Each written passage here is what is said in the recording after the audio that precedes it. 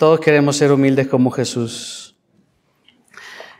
Pero se me ha encomendado hablar y que escuchemos antes de esta última sesión cómo guardarnos del orgullo ministerial. Henry Ward Beecher era un predicador popular y muy famoso en los años 1800. Un domingo su hermano Tomás estaba predicando por él en su ausencia. Había muchos, como era usual, que habían venido a escuchar predicar a Henry y tan pronto como Tomás se paró en el púlpito, comenzaron a irse. ¡Wow!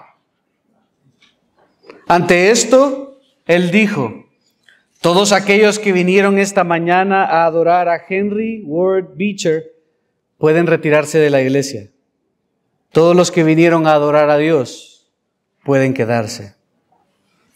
¿Cuán común es esto o aspectos similares en las iglesias hoy en día y en conferencias y demás?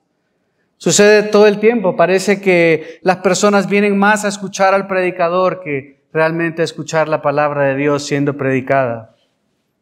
Sin embargo, hacia lo que quiero llamar su atención no es hacia la actitud de las personas, sino hacia lo que sentiría un predicador ante una situación como esta. Tal vez vergüenza, tal vez temor del hombre, tal vez bochorno, tristeza, decepción. ¿Sería diferente si la respuesta fuese diferente? ¿Qué tal si la gente aplaude? Si hay convicción de pecado, si el Señor tiene a bien salvar a alguien, si se acercan muchos hermanos a agradecerle por lo excelente de su sermón o por la calidad de su servicio. ¿Qué sentiríamos entonces? ¿Orgullo? ¿Satisfacción? ¿Autocomplacencia? Unas palmaditas en la espalda. Es que sí me preparé. Es que en dependencia del Espíritu Santo. Es que la verdad que fui bastante gracioso. El éxito en el ministerio, hermanos, por poco o mucho que sea, es tentador y es un riesgo. Tarde o temprano será tentador que nos llenemos de orgullo. Y la verdad es que si somos fieles en predicar la palabra de Dios, si somos fieles en hacer la obra del ministerio allá donde Dios nos haya colocado, inevitablemente vendrá el fruto del trabajo realizado.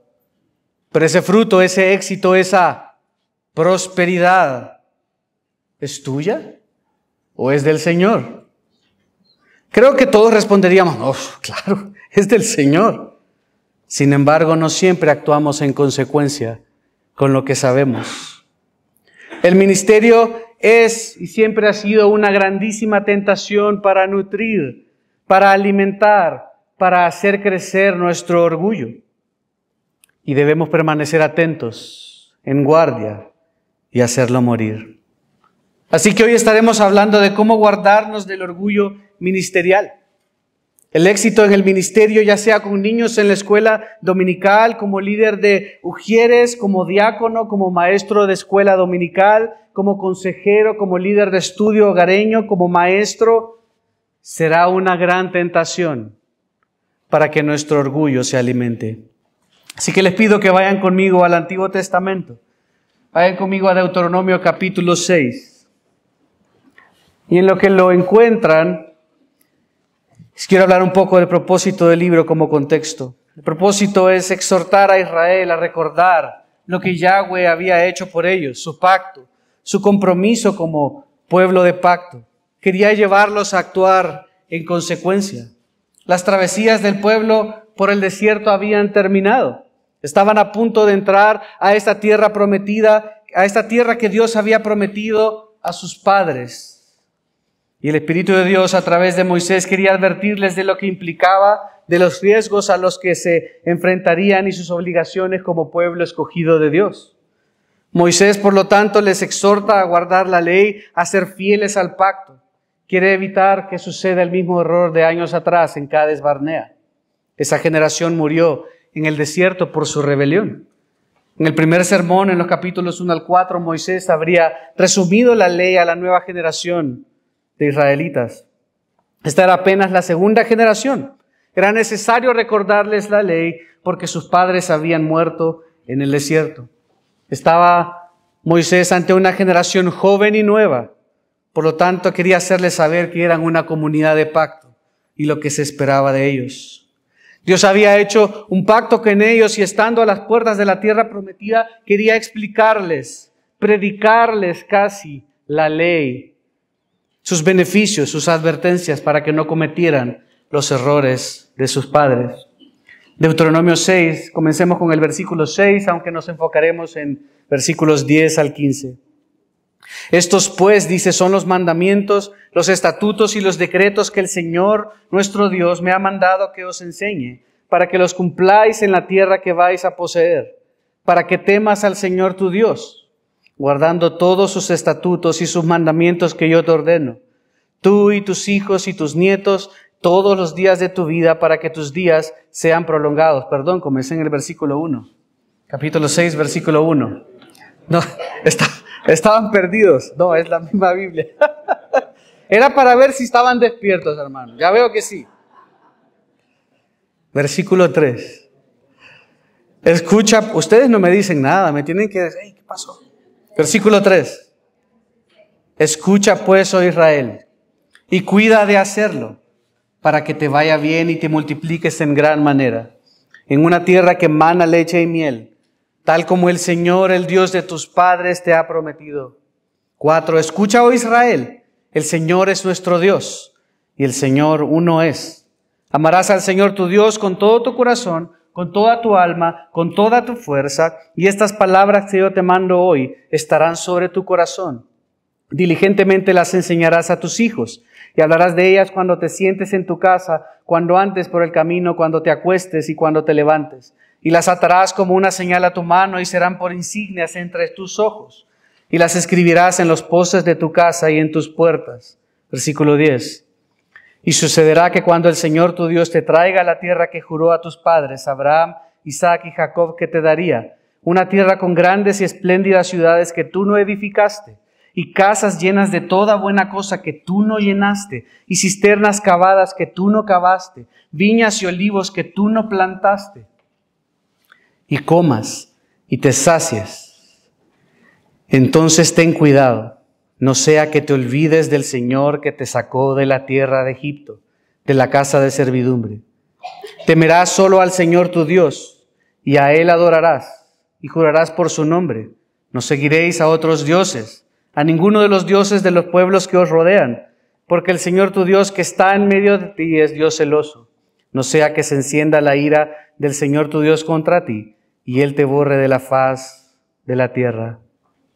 Los versículos 10 al 15 del capítulo 6 forman parte del segundo sermón de Moisés, que constan de los capítulos 5 al 28.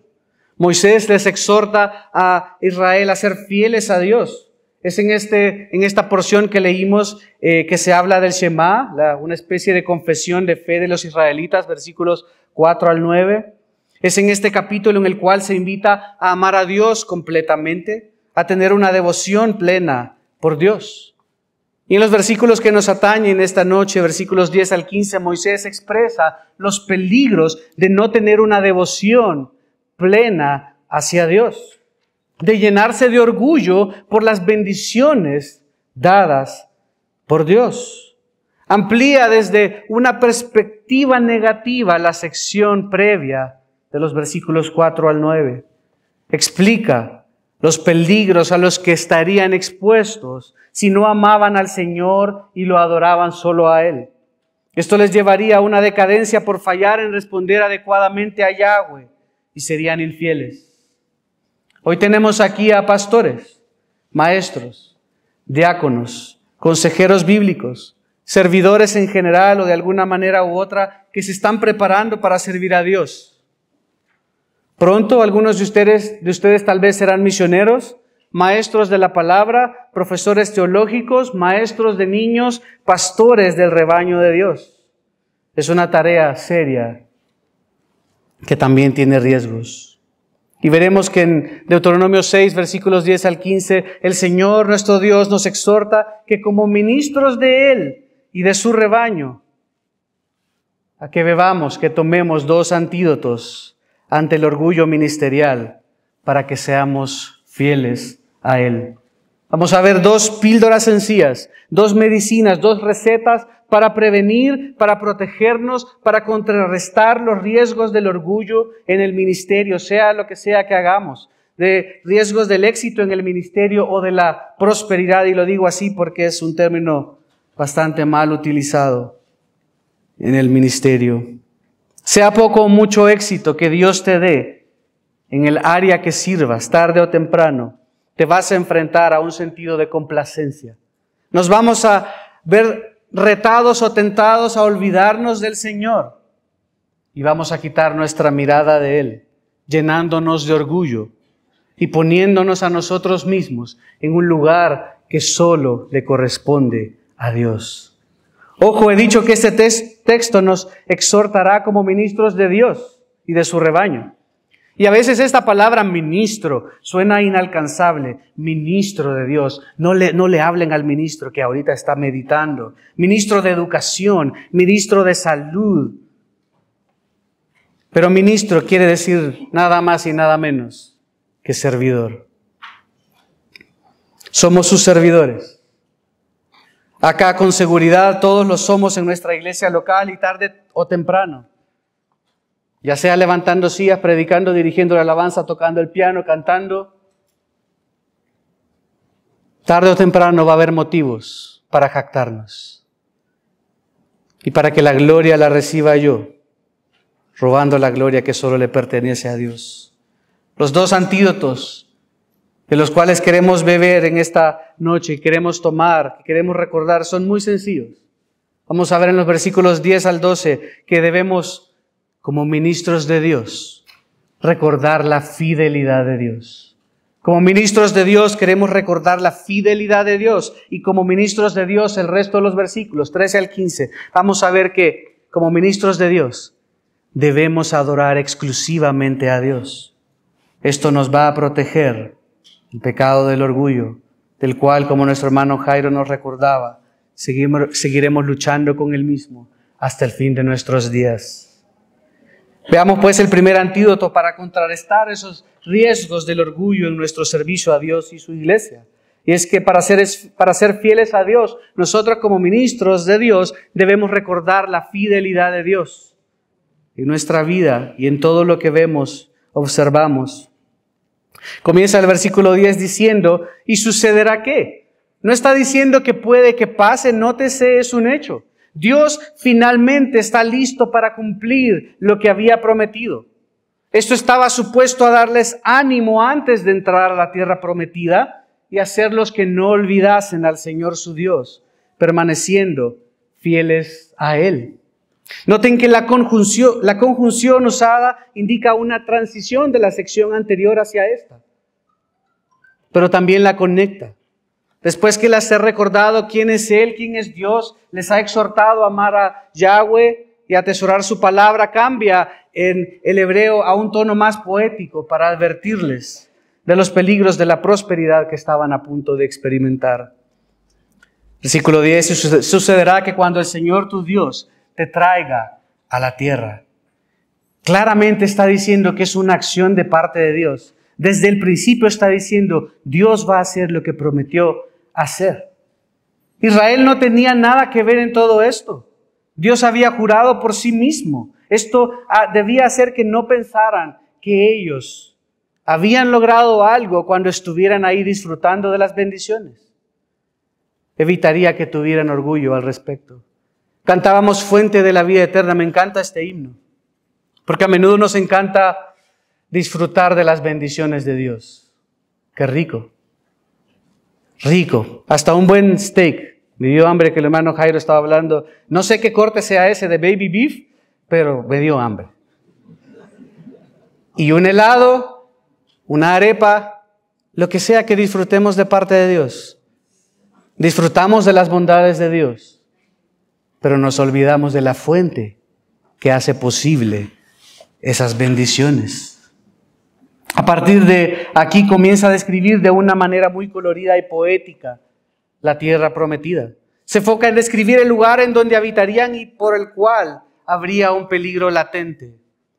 Dios sabía lo que enfrentarían y quería advertirles. Dice que llegarían a la tierra, versículo 10, si observan conmigo, que juró a sus padres Abraham, Isaac y Jacob que les daría. Moisés hace referencia a los patriarcas y al pacto que hizo con ellos, no refiriéndose a los padres que murieron en el desierto, sino que los lleva más hacia atrás, a recordar los orígenes de Israel y el pacto que él había hecho con ellos. Esto lo que estaba haciendo es identificándolos y comprometiéndolos aún más como hijos de aquellos receptores del pacto, partícipes de las bendiciones, pero también debían tener en cuenta las bendiciones y las maldiciones. Todo apunta a un Dios fiel que cumple sus promesas. Versículo 10 continúa describiéndolo como una tierra con grandes y espléndidas ciudades. No era poco lo que el Señor les daría. Habla de cómo serían las señales que Él les daría. En hebreo, una traducción más literal sería que estas ciudades eran buenas en todo sentido. No era poca cosa. El Señor no les estaba dando escombros o no les daría, lo que quede. Les estaba dando algo bueno. Esto es importante porque no solo era bonito o espléndido, sino todo estaba perfecto, completo y edificado. Todo estaría disponible para que ellos usaran. Y ellos no iban a hacer nada. Es Dios el que lo haría. El Señor está siendo enfático que es Dios el que daría estas bendiciones. Es otro argumento más para que evitaran enorgullecerse. Que cuando lo vieran, que cuando lo palparan, que cuando no habían hamacas, pero se sentaran en su hamaquita. Llegaban a esa casa y abrían la nevera. Estoy trayéndola al día presente. Se dieran cuenta o evitaran, solo disfrutar sin agradecer y recordar que esto era un Dios fiel que estaba cumpliendo sus promesas. Versículo 10 continúa diciendo que eran ciudades que iban a encontrarse con ciudades que iban a ser habitables por ellos y que ellos no habían edificado. Está asegurándose que no hay razones para el orgullo, pero ustedes saben que siempre encontramos razones para enorgullecernos. El lenguaje sigue siendo claro, repetitivo, de una y otras maneras, diciendo Dios lo haría. No hay lugar a dudas ni especulaciones. No habría lugar a orgullo ante esa bendición. Moisés está siendo enfático, explícito, quería que no olvidaran, estaba poniendo en práctica lo que les dijo en la sección anterior de que una y otra vez repitieran a la siguiente generación. Lastimosamente, si seguimos leyendo y no tenemos tiempo para esto, pero cuando muere Josué, por ejemplo, describe la Escritura que se levantó una generación que no conocía al Señor. Y tú dices, ¿cómo? ¿Cómo? Moisés, usando un lenguaje poético muy descriptivo, muestra lo que el Señor les daría. No resalta que la gente nada más sería destruida. Resalta que solo la gente sería destruida. No obstante, el ganado, otros bienes serían dejados intactos para que ellos disfrutaran. ¿Por qué? Para proveer una infraestructura lista para usarse. Israel podría vivir y trabajar de inmediato en lo que Dios les había dado. Deuteronomio 19:1, un poco más adelante, si lo ven conmigo, dice, cuando el Señor tu Dios destruya a las naciones, cuya tierra el Señor tu Dios te da, y las desalojes y habites en sus ciudades y en sus casas. Josué 24:13 dice, y les di a ustedes una tierra, hablando del cumplimiento, en que no habían trabajado, ciudades que no habían edificado, y habitan en ellas.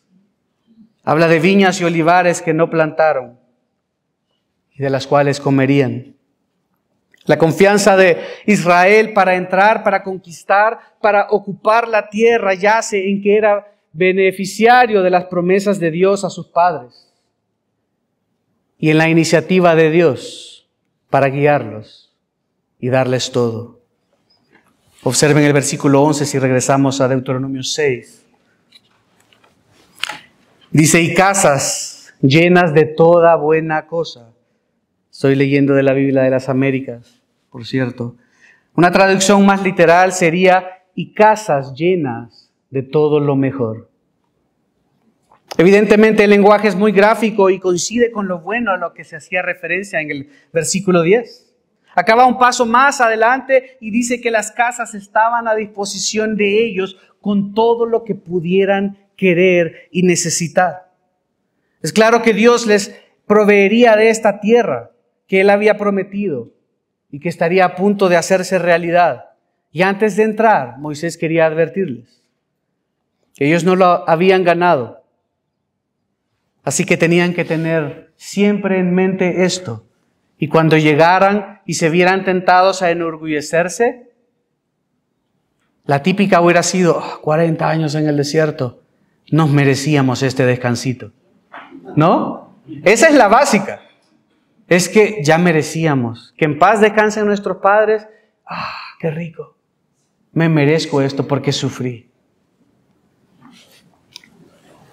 Continúa diciendo el versículo 11. De toda buena cosa que tú no llenaste.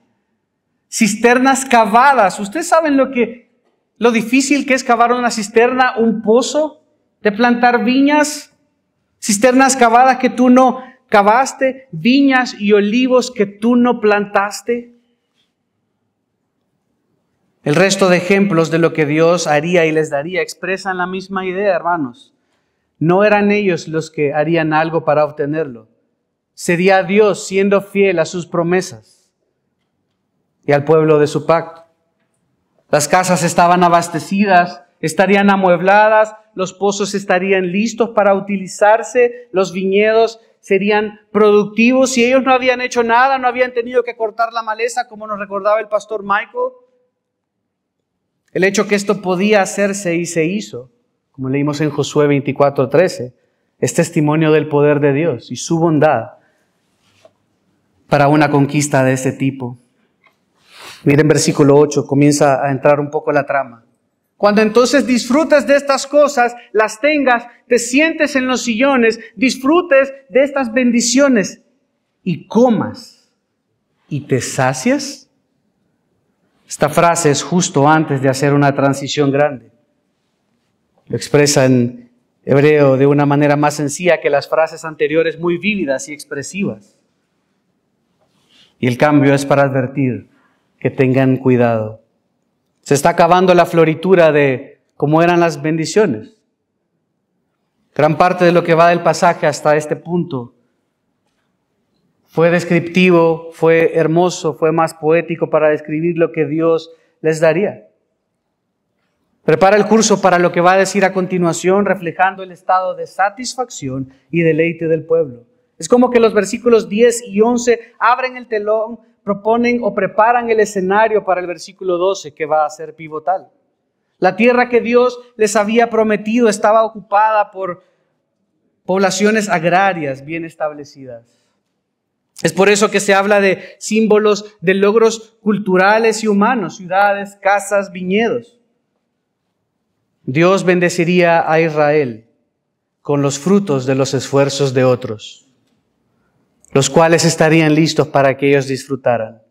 Por esto es que Moisés advierte que la prosperidad puede hacer, o iba a poder alejarlos del Señor, hacer que se olvidaran del Señor. Venían de sufrir mucho en el desierto y la prosperidad podía hacer que se relajaran, que tuvieran autocompasión, que tuvieran lástima, que se jactaran de lo que tienen, de tal vez burlarse de estos pueblos y olvidarse del Señor, de esa fuente de vida eterna, de la fuente de esas bendiciones y regalos que les había dado, llenándose de orgullo. La posesión de todo esto, el sentido de saciedad que Moisés describe, podría llevarlos a creer que la tierra y todo lo que tendrían era la fuente de la bendición. Es que esta tierra es mágica. Esta tierra es especial. Y alejarlos de la verdadera fuente de la bendición, que era ese Dios fiel. Este es el peligro del orgullo, hermano. Versículo 12. Entonces, ten cuidado. Noten la transición. Ten cuidado es un imperativo, el primero en esta sección. El uso de la segunda persona lo hace claramente dirigido para Israel, pero al ser singular lo hace muy personal también a cada individuo. Además tiene un giro en la narrativa, puesto que se acaba el lenguaje poético más ilustrativo y colorido por un mandato que no da lugar a opiniones. Es una advertencia de un peligro latente. Cuidado. Ya ha pasado antes con la generación anterior. Mucho está en juego. Tiene que ver con guardar, estar atento. La prosperidad y el sentido de autosuficiencia al sentirse satisfechos les daría orgullo o se verían en la tentación de sentir orgullo, como leímos en el capítulo 19. Olvidarían que fue el Señor que los rescató, que los preservó, que los llevó y que Él está cumpliendo su palabra. Esto nublaría su entendimiento y nublaría que tenían obligaciones que cumplir pactuales. Debían amar a Dios y debían obedecerle. Continúa diciendo versículo 12, no sea que te olvides del Señor. No sea que te olvides del Señor. Segundo imperativo amplía la advertencia. Deben tener cuidado de no olvidar. Olvidar no tiene que ver con un simple olvido. Tiene que ver con olvidar el objeto gramatical en esa frase, que es nada más y nada menos que el Señor. Cuídate de no olvidar, pero no solo dice no sea que te olvides, dice no sea que te olvides del Señor. Moisés ya les había advertido en Deuteronomio 4, versículo 9, 23 y en muchos otros textos. Pero leyendo el 9 y el 23 del capítulo 4 dice, por tanto, cuídate y guarda tu alma con diligencia, para que no te olvides de las cosas que tus ojos han visto. No se aparten de tu corazón todos los días de tu vida, sino que las hagas saber a tus hijos y a tus nietos. Versículo 23. Guardaos pues, no sea que olvidéis el pacto que el Señor vuestro Dios hizo con vosotros. Una y otra vez les dice, no olviden, recuerden, manténganse alerta porque se van a ver tentados a olvidar la fidelidad de Dios. Ahora va un paso más atrás y les recuerda. Quería asegurarse que Él fue el que le sacó de Egipto. Versículo 12, mírenlo conmigo. Capítulo 6, versículo 12. No sea que te olvides del Señor que te sacó de la tierra de Egipto. En un mundo de victimización, estos hombres tal vez hubiesen sido unas víctimas perfectas. Oprimidos, salieron, sufrieron. Tal vez hubieran dicho que tenían estrés postraumático debido a que pensaban que iban a morir ahogados o que iban a morir, sufrieron con sus padres y dando vueltas por 40 años cuando dándose cuenta que siempre estuvieron ahí cerquita. Y pudieron o podrían haberse victimizado y luego haberse confiado y haberse olvidado del Señor. No debían olvidar que fue el Señor el que les sacó de la tierra de Egipto. El verbo sacar en este contexto tiene que ver con hacer que salga o guiar hacia afuera. Dios los sacó. Otra vez Moisés recuerda qué había hecho ese Dios por ellos. Ellos no habían hecho nada y si estaba ahí era solo por Él. Y explica un poco más, versículo 12 dice, de la casa de esclavos. También se puede traducir como servidumbre. Dios había prometido bendecirles. Había hecho un pacto con ellos. Hay tanto detalle en todo esto que no se contenía específicamente en la promesa. Sin embargo, se detalla acá. Es evidente que la gracia providencial de Dios, transfiriendo no solo la tierra a ellos, sino también todos los desarrollos que los cananeos habrían hecho en ella. Les habría tomado años a los cananeos hacerlo. Sudor de su frente. Y el Señor se los daría. Ya resuelto. Ya amueblada la casa completa. Las tormentas de arena son feroces. Hay tanta arena y polvo que lo cubre todo. Azota vehementemente y llega a todas partes, incrustándose en los orificios más recónditos.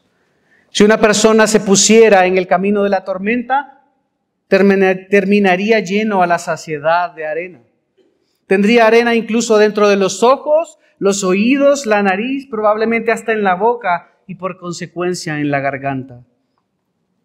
¿Quién no quisiera que en ese momento lloviera a montones para contrarrestar los efectos de la arena?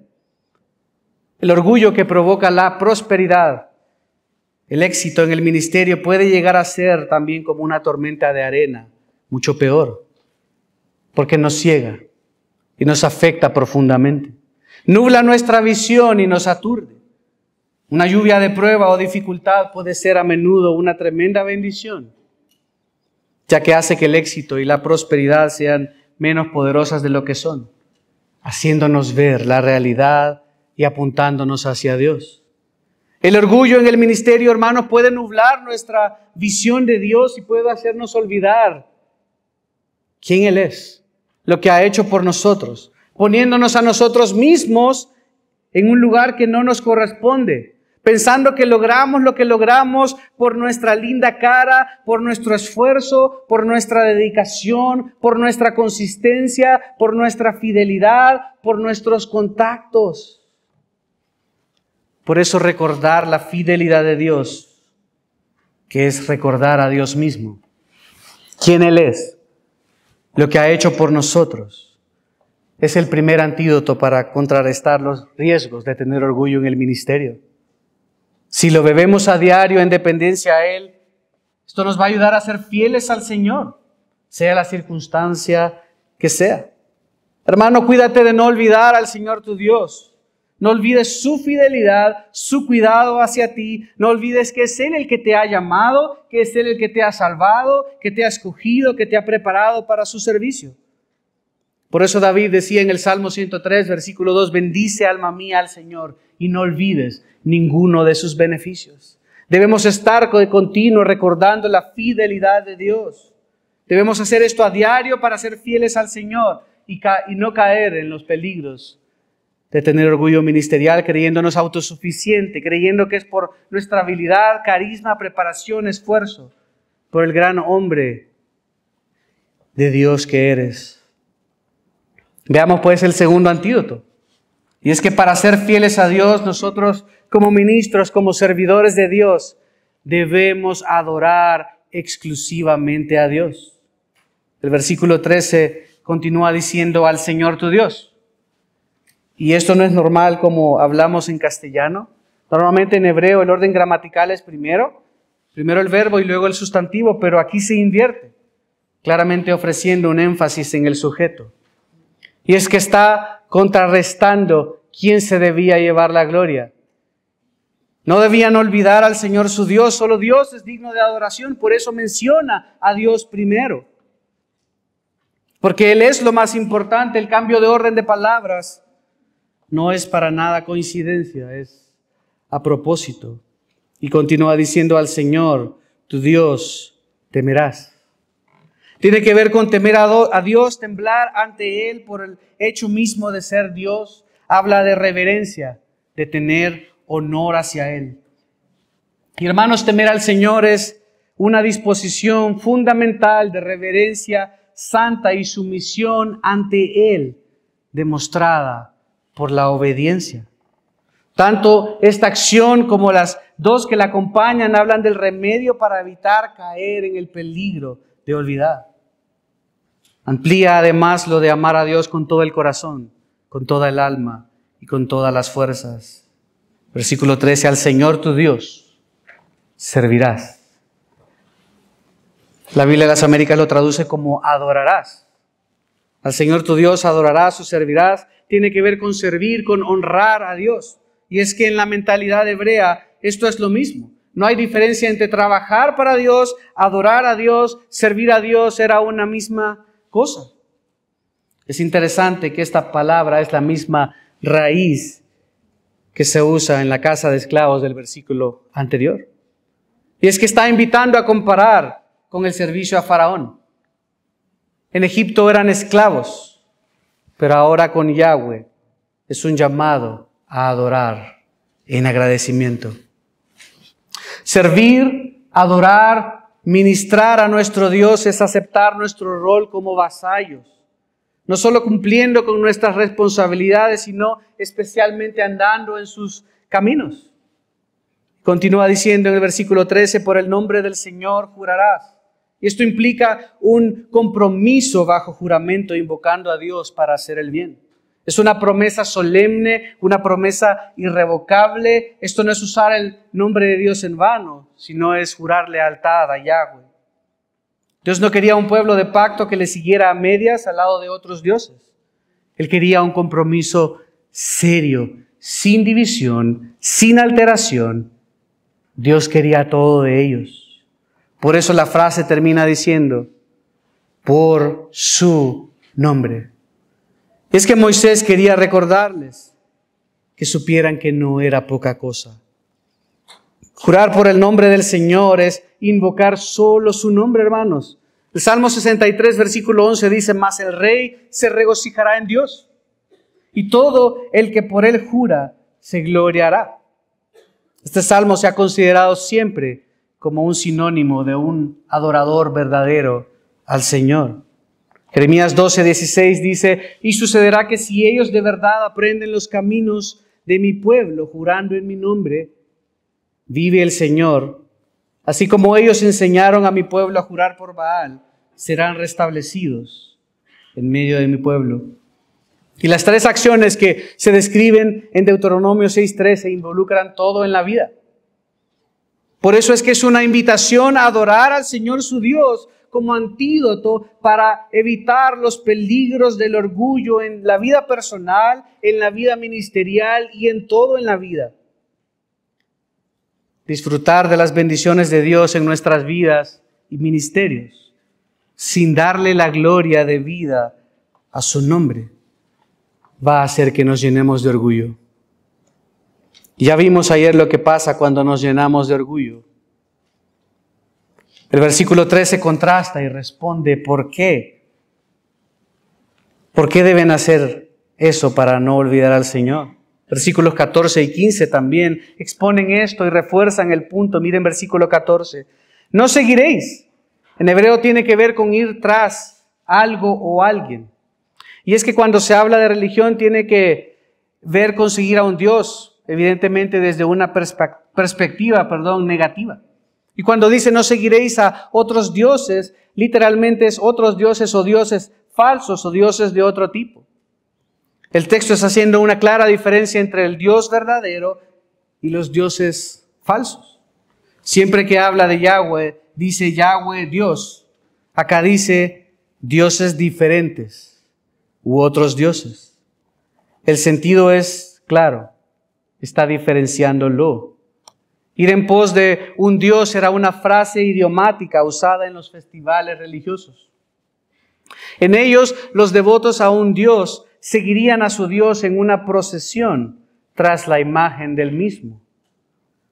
En Deuteronomio, no obstante, se usa para significar una devoción leal al Señor, demostrada por una vida de acuerdo a su soberana voluntad. Versículo 14 dice, no seguirán a otros dioses, a ninguno de los dioses de los pueblos que los rodean. Saben que se verían en la tentación de esto. Estos dioses falsos eran de otros pueblos. Israel, no obstante, pertenecía al Señor y su lealtad debía ser solo para el Señor. Les advierte de no contaminarse, de no ir tras los otros dioses, de no desviarse, de no olvidar que el resto era falso. Por eso justamente escribe Moisés Deuteronomio. Quería recordarles que la lealtad que le debían a Dios como pueblo de pacto era fundamental. Debían ser obedientes, debían tener cuidado de los pueblos que los rodeaban, no debían contaminarse, impresionarse ni desviarse, debían permanecer fieles. No seguir a otros dioses sirve como contraparte de servir al Señor, a Yahweh. Es una reiteración del mismo concepto explicado desde otra perspectiva. El punto es que requería de Israel una adoración exclusiva. Esto les daría perspectiva de las bendiciones que tendrían. Evitaría que olvidaran. Versículo 15. Toda la idea del versículo 15 es una repetición de lo que Moisés ya había dicho en el versículo 9 del Deuteronomio 5. Evidentemente acá está exponiendo un poco más y la repetición sirve para afianzar el concepto como hemos estado viendo. Veamos el 15, dice, porque Yahweh tu Dios es Dios celoso. Me estoy saltando intencionalmente la frase de en medio. Volveremos a ella a continuación. Y es que el autor amplía, refuerza el punto de que no es un Dios cualquiera, es Yahweh, es el eterno, el que existe por sí mismo, el que no depende de nada ni de nadie, el inmutable. No solo dice que Yahweh es Dios, sino que es el Dios de Israel, es el Dios de ellos. Una vez más, la segunda persona utilizada indica una relación personal. Es una comunicación muy personal y directa con cada uno de ellos. Al mismo tiempo está diciendo que Dios no es el Dios de ellos. Por lógico, los dioses de esos pueblos no son ni debían ser los dioses de Israel. La base de la prohibición es que Dios es un Dios celoso. Esto es celo por su honor, por su gloria, un celo por su pueblo de pacto. Versículo 15, porque el Señor tu Dios que está en medio de ti. Esto implica que no está alejado. Está con ellos porque así lo ha querido. No es un Dios lejano, es un Dios real y se los había demostrado antes. Por tanto, requiere santidad de ellos. Quería tener una relación con ellos. Le interesaba el pacto que él había hecho con ellos. Era una relación personal e íntima. No sea, dice, observen, que se encienda la ira del Señor tu Dios contra ti y Él te borre de la faz de la tierra. Tiene que ver con que la ira de Dios sea encendida o avivada. Eso es claro por cómo se usa la palabra, así como el uso de la palabra ira después de este verbo que está en construcción con Yahweh después. Esto y lo que dice al final del versículo se daría como consecuencia de su pecado, alejándose de Dios, yendo tras otros dioses, una adoración falsa, dejando de adorar a Dios, el que les había dado todo, y adorando a dioses falsos que no eran de ellos, que no les habían dado nada. Israel, a pesar de que se les advirtió, sucumbieron ante la prosperidad, al exactamente sentarse y disfrutar de las bendiciones, olvidándose del Señor y yendo tras otros dioses. Savonarola era un predicador italiano que habló en contra de la corrupción de la Iglesia Católica Romana. El Papa Alejandro VI fue aconsejado por uno de sus obispos de ofrecerle a Savonarola el sombrero rojo, esto es, el puesto de cardenal. Era un gran honor, mucho poder, con la condición que cesara de predicar y se retractara de lo que había dicho. El Papa envió a Lodovico de Ferrara, maestro del Palacio Sagrado, a donde Savonarola le llegó con la oferta. Pasaron 3 días en discusión ardua, pero el predicador estuvo firme como una roca. Cuando su disputa fue infructuosa, el maestro arrojó la carnada. Cesa ya de tus predicaciones. Permanece callado y su santidad me autoriza que le ofrezca el sombrero rojo. Savonarola respondió, Dios prohíbe que yo sea infiel en la misión de mi Señor, pero venga al sermón de mañana y usted escuchará. En su sermón, Savonarola arrojó tremendas censuras hacia todo el clero y cerró con la declaración siguiente, sombrero rojo, no deseo otro sombrero rojo que el de mi martirio, enrojecido con mi propia sangre. Savonarola fue quemado en la hoguera el 23 de mayo de 1498. Esto es fidelidad. Esto es considerar todo por basura con tal de ganar a Cristo. Esto es adoración exclusiva. El Señor no te pide que mueras como mártir. Te pide que tu corazón no esté dividido. Te pide que le ames con todo tu corazón, con toda tu mente, con todas tus fuerzas. Hermano, no sucumbas. teniendo orgullo por tu ministerio, por chico o grande. No te llenes de orgullo poniéndote en un lugar que no te corresponde. Realmente no hemos hecho nada. No merecemos nada. Separados de Dios no podemos hacer nada. Mantengámonos humildes sabiendo nuestra posición y sabiendo que es Él el que nos ha puesto en el lugar que nos ha puesto. Es Él el que nos ha dado todo.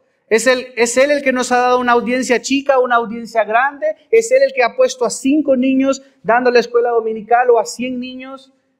Es Él. La gloria es solo para Él. El honor es solo para Él.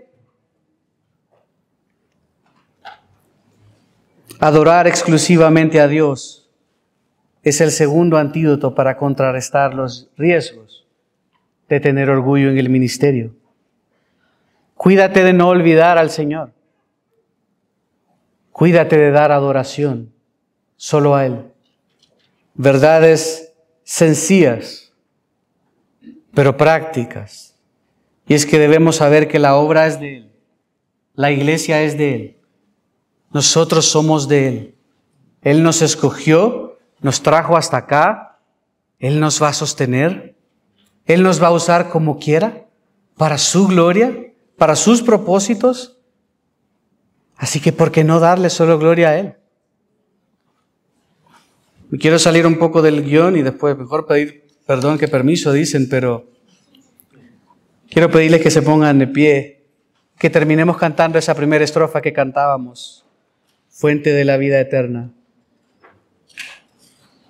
Exaltemos a Dios y digamos, Señor, guárdanos del orgullo. Guárdanos de tener presente siempre que tú eres nuestro Dios, que te debo adoración solo a ti. Si hay algo bueno en mí, es solo por ti. Si algo nos das, disfrutémoslo. Comamos la hamburguesa, disfrutemos lo que nos permite hacer en el ministerio. Pero démosle la gloria solo a Él. Como recordaba el hermano Jairo, a veces hasta tratar de ser humilde es como estamos pensando en nosotros y la idea es pensar en Dios, pensar completamente en Dios. ¿Qué parece si cantamos? ¿Sí? Fuente de la vida eterna y de toda bendición, ensalzar tu gracia tierna debe cada corazón.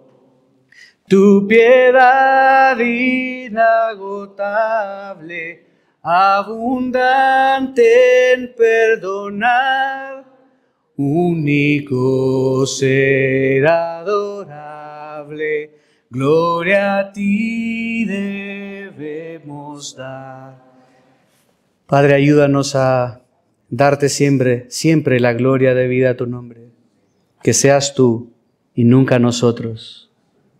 Padre, gracias porque eres un Dios fiel, bueno, porque nos amas, Señor, a pesar de nosotros. Somos torpes, débiles, pecadores, llenos de orgullo. Ayúdanos en nuestra lucha, que podamos mirar a Cristo y sostenernos en Él. Padre, que seas tú el que brille a través de nuestro servicio, ya sea poniendo sillas, limpiando bancas, limpiando baños, organizando el calendario de la iglesia, organizando las reuniones de los jóvenes, limpiando diapers tal vez en la escuela dominical con los bebés, cuidando de los niños, predicando, dirigiendo la alabanza, acomodando a la gente. Padre, permítenos en cada una de las iglesias aquí representadas exaltarte a ti. Es todo lo que queremos, Señor. Que cada día más seas tú más y menos de nosotros. Ayúdanos, Señor, te amamos. En el nombre de Cristo Jesús oramos. Amén. Pueden tomar asiento.